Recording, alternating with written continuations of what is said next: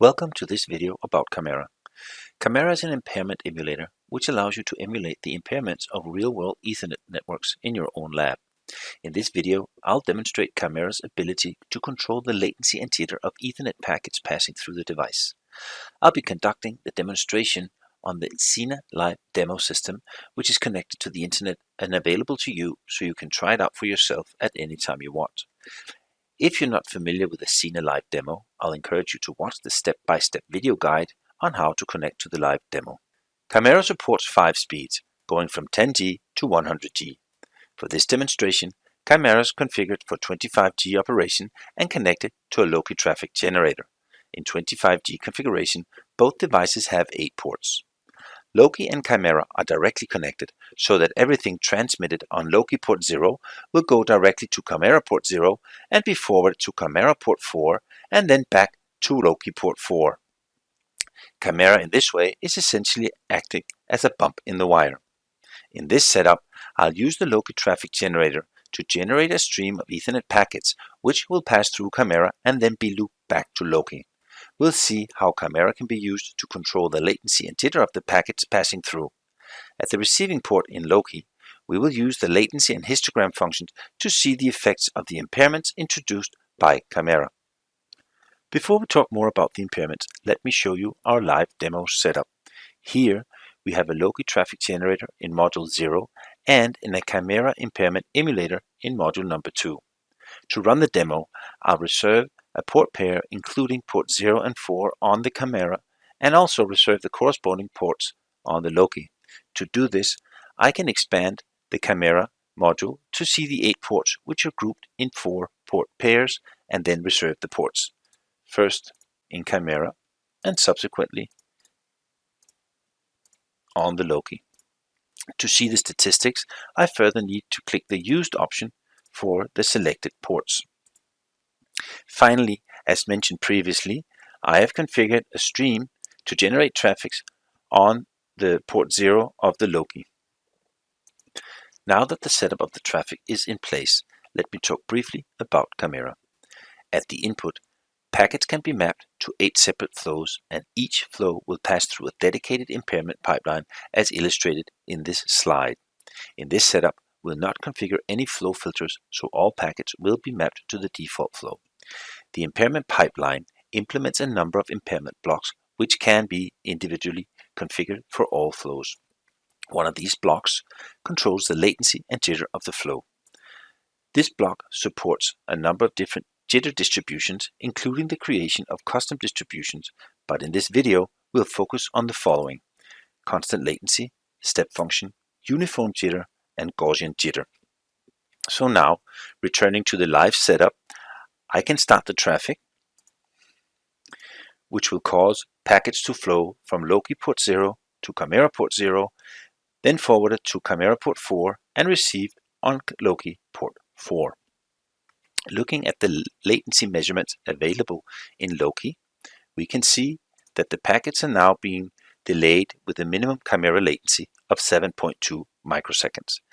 To demonstrate the constant latency capabilities of Chimera, we can now increase this latency to 100 microseconds. To do this, I'll select port 0 and enable impairment on this port.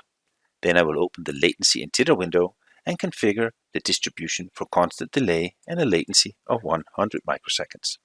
I'll press start and then go back to my measurement to see that traffic is now being delayed by 100 microseconds. And to further illustrate, I'll increase the delay to 1.75 seconds. And press apply. Again, looking at my latency measurements, I can see that packets are now delayed by 1.5 seconds. Chimera can be configured for fixed latencies of up to 19.5 seconds. So that was it for the fixed latency. To show more of what Chimera can do, next I'll configure a step function where incoming packets are randomly delayed by one of 2 configurable delays. To configure this, we must first stop the fixed latency and then configure a step distribution from the list of supported distributions. Then I'll configure the 2 delays which Chimera will randomly select to delay the packets. Just as an illustration, I will configure a minimum value of 80 microseconds and a max value of 110 microseconds. I'll click Start. To see the effects of this function, we can no longer use the latency measurement of Loki, so we will use the Valkyrie histogram function at the receiving Loki port, which is Loki port 4. We go to the histogram, we add a histogram, and we will be looking at the Rx latency. We configure a step size of 512 nanoseconds. We'll show this chart, and then we will start. The histograms show that the packets are delayed with one of the 2 selected delays. Here we have a clear spike at 80 microseconds and another clear spike at 110 microseconds, which are the exact 2 values configured for the step function.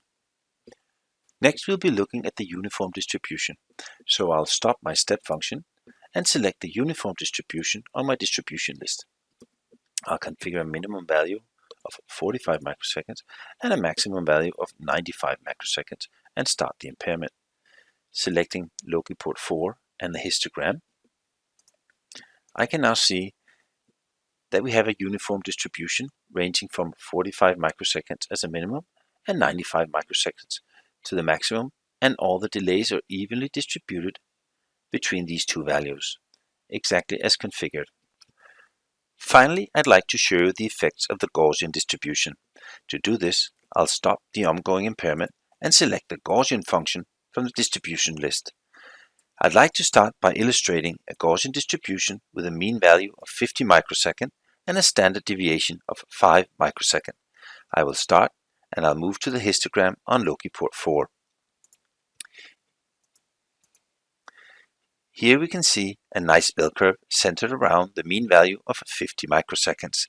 We have a minimum value equal to the mean minus 3 times the standard deviation and a maximum value of the mean plus 3 times the standard deviation. Just to show the ease of reconfiguring Chimera, let me illustrate another bell curve by changing the distribution parameters. I'll select a mean value of 80 microseconds and I'll select a standard deviation of 2 microseconds and apply. With this, I'd expect a bell curve centered around 80 microseconds, and with the lower standard deviation, I would expect a more narrow bell curve. Let's see what happens. Looking at the histogram, I can now see that a new bell curve is rising centered around 80 microseconds, and which is much narrower than the original. Again, having a minimum value of the mean minus 3 times the standard deviation and a max with the defined by the mean plus 3 times the standard deviation. Just to see the curve alone, I can restart my histogram and see the narrow bell curve. With this, I can turn off my traffic and I can turn off my impairment. And that's it for this video. Thank you very much for watching.